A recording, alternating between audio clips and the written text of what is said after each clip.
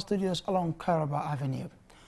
Our headlines this evening: in a much anticipated and highly significant judgment by the High Court of the Gambia, Yankuba Toure, former AFPRC junta member, has been found guilty and sentenced to death by hanging for his involvement in the killing of Usman Koro Sise, a former finance minister in the Jammeh-led junta. A ministerial delegation of the government of Sierra Leone is in the country to consolidate and explore further possible areas of cooperation between the Gambia and Sierra Leone. The Gambia OIC Secretariat on Wednesday began a 2-day convergence for the local organizing committee for the planning and coordination of the 2022 Banjul OIC Summit.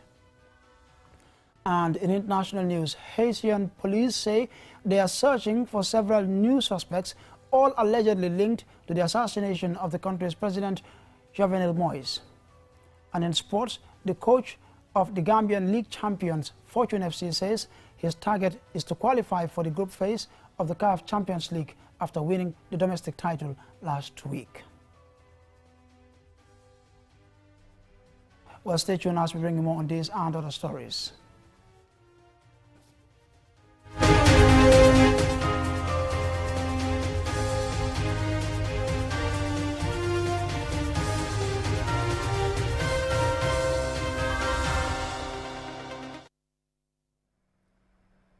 And now we take a look at the news in detail. Well, in a much anticipated and highly significant judgment by the High Court of the Gambia, Yankuba Toure, former AFPRC junta member, has been found guilty and sentenced to death by hanging for his involvement in the killing of Usman Koro Sise, a former finance minister in the Jammeh-led junta. In its judgment, the High Court found that the prosecution had proven beyond reasonable doubt that Yankuba Toure is guilty of the murder of Usman Koro Sise. Well, QTV's Mahmoud Lamin Choi was in court and he now reports. Nearly 3 decades after the killing of former finance minister Usman Koro Sise. Today was judgment day for Yankuba Toure, who had been facing trial on murder charges for his participation in the killing of Usman Koro Sise. Accompanied by a heavy security presence, Yankuba Toure arrives at the High Court. In a crowded courtroom is Justice Ibrahima Jaite, the presiding judge, to decide on Toure's murder charge. After a long recitation of the facts of the case, Justice Ibrahima Jaite delivers the verdict. I have had the opportunity to watch the accused person, our Minty, Mami Minty, closely when they were giving evidence. I must say that their demeanors were not convincing at all, and I am not persuaded by it. As Mami Minty and our Minty admitted on the cross-examination that they would do anything possible to make the accused person happy and protect him. In my view, these admissions on cross-examination leave much to be desired. I am therefore satisfied that the prosecution has sufficiently established the constituent elements of the offense as charged. I am further satisfied that the prosecution has proved their case beyond reasonable doubt, and the accused person, Yankuba Toure, is accordingly found guilty and convicted as charged. And having considered that this court does not have any discretion under Section 188 of the Criminal Code, the convict Yankuba Toure is hereby sentenced to death. And pursuant to Section 252 of the Criminal Procedure Code, the said sentence of death shall be by hanging. To arrive at this judgment on this murder case, the judge outlines how he weighed the evidence of the prosecution and defense presented before him to determine whether Yankuba is guilty as charged. All the 3 issues for the court to determine in this trial have turned against Yankuba Toure. One of the issues determined by the court to arrive at this judgment is whether the prosecution witness 6, Alhaji Kani, an accomplice in the Koro Sise's murder, has been corroborated by other witnesses to warrant Toure being convicted. I hold that the above piece of evidence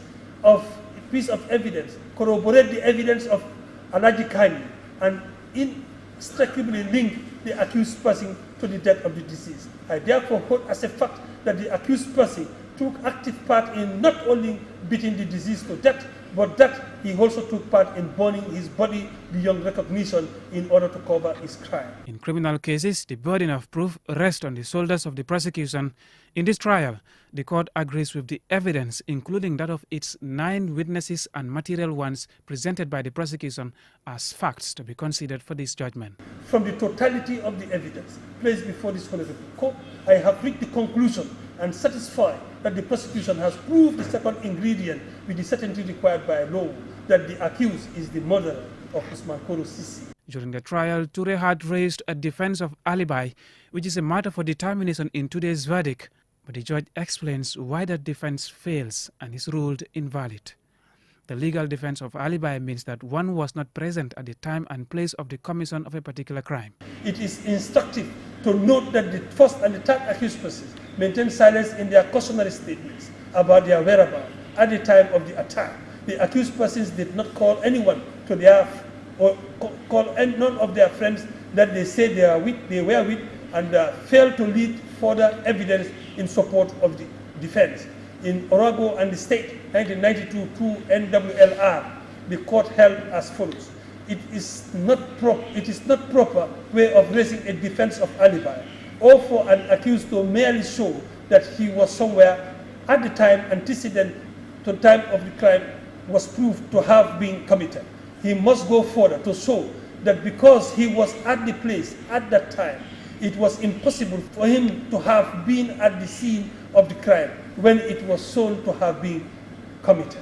The judgment is a victory for the family of Ousmane Koro Sise after a long search for justice and a bitter pill to swallow for the relatives of Yankuba Toure, some of whom left the court in tears and anger. And this will not happen in the Gambia. It will never happen in the Gambia. And if this thing will happen in the Gambia, the whole Gambia will be dead.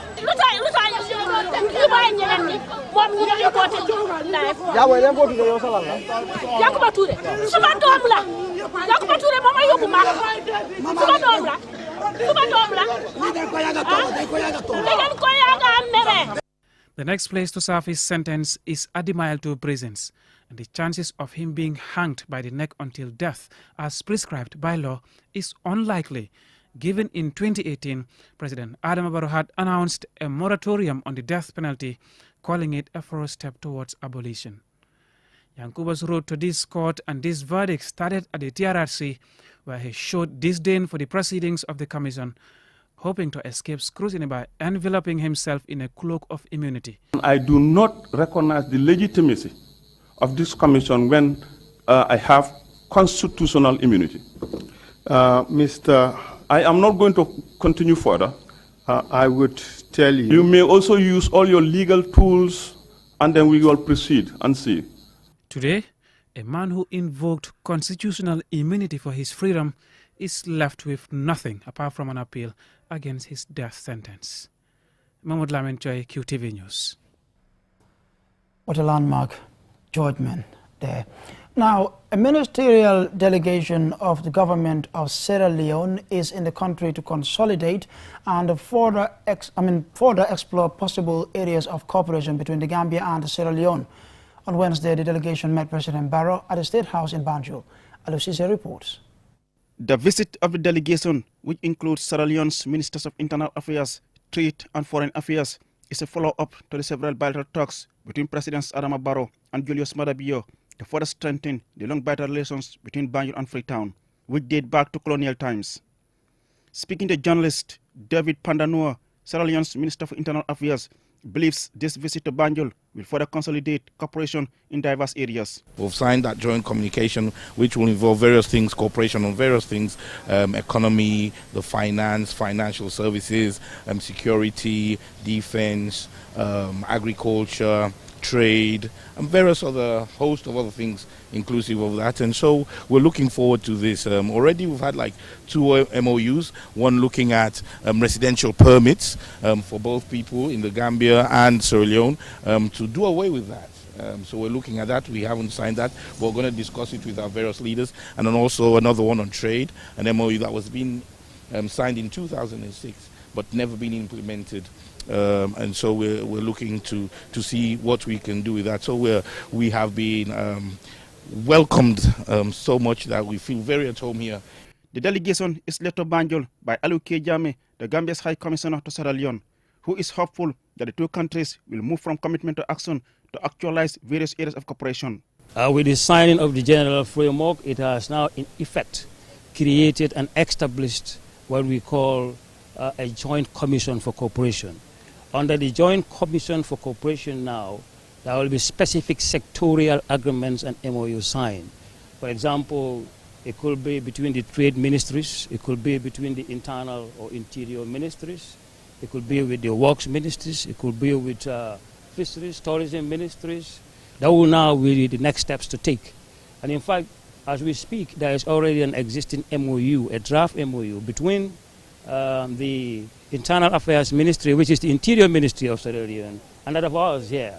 In that MOU, what we are talking about is to sign mutually agreed and for cancellation of the payment of residential permits between our two citizens and our two nationals who respectfully and respectively live in our various countries. According to High Commissioner Jame, they are looking at other areas such as importation of basalt, timber, and food products from Sierra Leone. Reporting for QTV News, I am Aliou Cisse. Now, the Gambia OIC Secretariat on Wednesday began a 2-day convergence for the local organizing committee to draw out a roadmap and adopt a comprehensive national budget towards the planning and the coordination of the 2022 Banjul OIC Summit. Omar Pijalo has the rest of that story. At the event held at the Sadauda Kairaba Jawara Conference Center in Bijilo, the chairperson of the local organizing committee, Binte Jammeh Sidibe, commended the government for creating a conducive environment while giving an assurance of her committee's commitment to hosting the summit.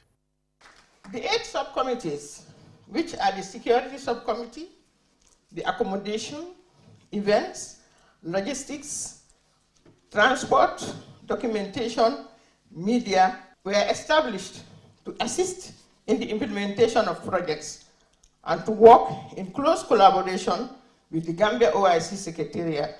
Padudumbai, the consultant, called for concerted efforts by stakeholders for the successful hosting of the first ever OIC Summit in the Gambia. 3 of my deliverables include helping to prepare a draft final budget which will be adopted if possible, inshallah, and also terms of reference, which the level of preparedness is highly advanced. The other bit, which is the most important and which needs your participation, is the roadmap. It's the framework, and the French call it feuille de route, which we will need to guide each and everyone that has an input towards the hosting of a successful summit. The CEO of the Gambia OIC Secretariat, Yankuba Diba, spoke of the benefits of the projects, including job creations, traffic decongestion, easing the movement of goods and services, boosting local commerce, and stabilizing water and electricity supplies, amongst others. We saw ourselves in a race against time. We first consulted the Permanent Secretary of Finance to find out the calendar of events in terms of the budget. So I called my colleagues and said, look, we need to plan against this.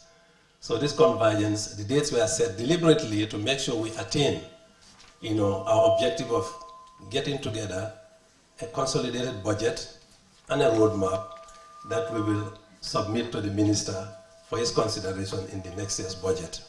The Vice President, Dr. Aissatou Toure, commended the Secretariat and the local organizing committees for their commitment to the completion of the projects ahead of the summit, adding that government will continue to support the Secretariat for a implementation of the various project components is well underway and at an advanced stage. I have been assured that the Secretariat and its implementing partners are handling the projects with utmost priority in a diligent manner. I know too that the public is anxious about seeing the physical commencement of some aspects, particularly the road construction. This is understandable due to the daily traffic hassle that most people face. However, getting it right is just as important, if not more important, than getting it done faster. We must get it right. 6 priority projects have been identified by the Secretariat. They are the already completed Sadauda Kairaba Jawara International Conference Center, road infrastructure, VVIP airport and terminal renovation, the King Salman bin Abdul Aziz Hotel, sourcing VIP cars and delegates transportation and security. Reporting for QTV News, I am Omar P. Jallo. And from that report by Omar P. Jallo, we will take a short commercial break, but we'll be back in a moment with international and sports news. Stay tuned.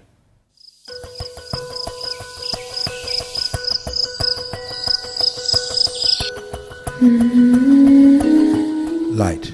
From the beginning of time, light has been there. It is integral to our survival and to our way of living. We need light to work, To build. to grow things, and even to see our loved ones. Light makes things easier and better. So QCell has changed the way you buy Q-Power to make it easier and more accessible.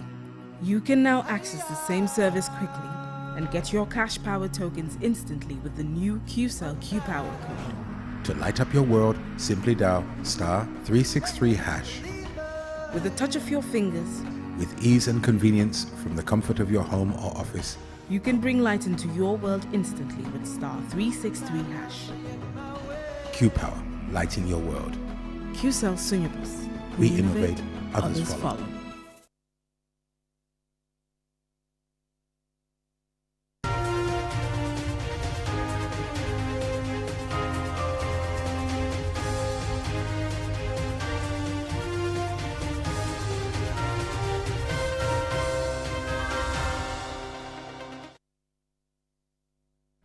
Welcome back from that short commercial break. If you're just joining us, this is QTV News, coming to you live from our studios along Caraba Avenue. Now up next is international news in a moment.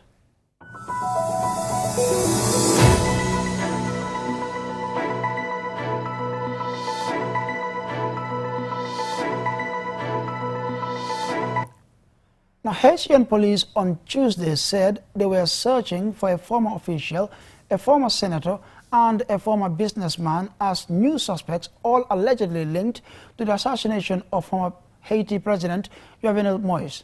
A Florida-based Haitian doctor who was also arrested is believed to have led the group in assassinating the former leader. Babkarsi reports.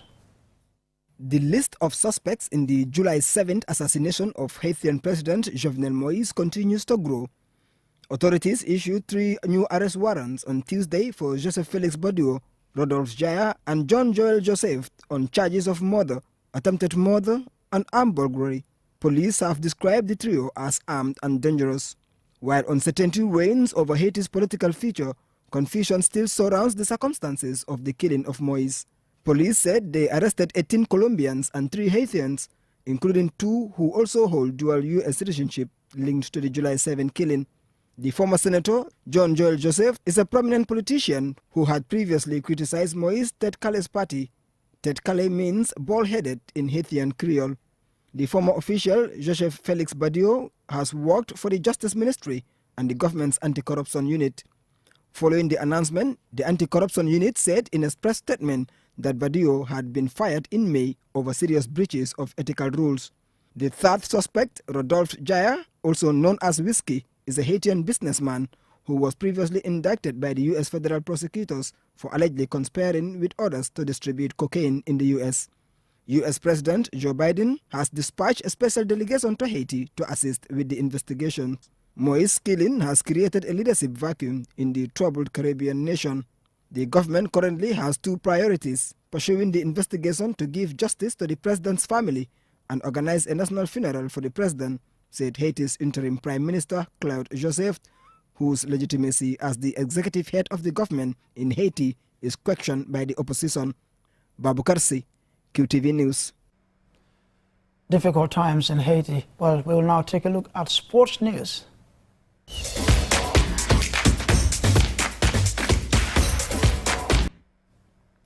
The coach of Gambian League champions Fortune FC says his target is to qualify for the group phase of the CAF Champions League after winning the domestic title last week. Coach Jane Juve made these remarks in an interview with QTV at the team's training ground. Our sports reporter Maud Gajaga has more.